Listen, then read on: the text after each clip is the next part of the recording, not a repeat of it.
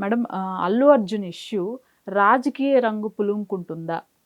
ఎందుకంటే BJP party, అలానే BRS party, Congress party, ఈ 3 పార్టీలు కూడా ఎవరికి నచ్చినట్లు వారు అల్లు అర్జున్ పేరును వాడుకుంటూ ఉన్నారు.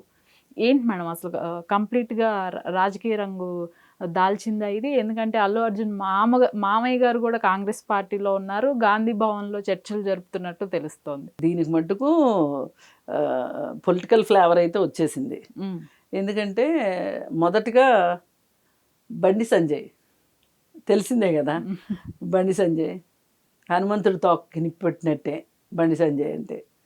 బండి సంజయ్ తీసుకొచ్చి కాంగ్రెస్ ప్రభుత్వంలో వచ్చినప్పటి నుంచి ఇప్పటి వరకు ఏమేమి జరిగినాయి దుర్ఘటనలు. ఇప్పుడు సాక్షాత్తు సీఎం రేవంత్ రెడ్డి గారి తమ్ముడు పేరు రాసి లెటర్ రాసి ఒక అతను సూసైడ్ చేసుకున్నాడు. ఆ విషయంలో ఏం చేశారు, ఇంకొక దాంట్లో ఏం చేశారు అని చెప్పి బండి సంజయ్ మాట్లాడటం మొదలెడితే మొదటగా ఆయన జెండా ఎగరేశాడు. అది అయిపోయిన తర్వాత అసలు మొదటగా ఈయనకంటే కూడా ముందు కేటీఆర్ కర్చీఫ్ వేసి ఇది అయిపోయిన తర్వాత ఇక నెక్స్ట్ హరీష్ రావు, ఇప్పుడు అందరికంటే ముందు రామ్ గోపాల్ వర్మ కూడా స్టేట్మెంట్ ఇచ్చాడు.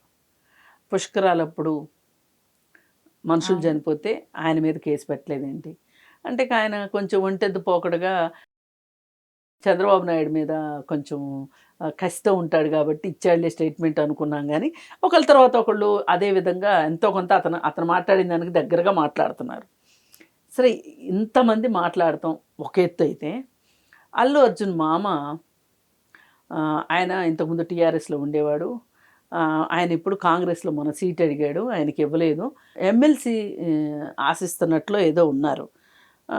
ఆయన కాంగ్రెస్ పార్టీలో బాగానే చురుగ్గానే ఉన్నారు. మొన్న ఆయన నియోజకవర్గంలో కూడా కాంగ్రెస్ పార్టీ గెలవటానికి ఆయన ఇతోధికంగా సాయం చేశారు. ఇప్పుడు ఈ సంధ్యా థియేటర్ దుర్ఘటన ఇప్పుడు ఒక రకంగా ఆయన నోట్లో బచ్చాలక్కబడింది.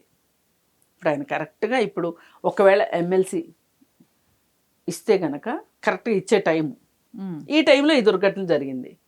ఇవాళ ఈ వ్యవహారంలో ఎంతో కొంత ఈ వ్యవహారాన్ని గాడిని పెట్టడానికి ఆయన రాజకీయ పలుకుబడిని కూడా వాడటానికి సిద్ధమైనట్లు కనిపిస్తున్నారు.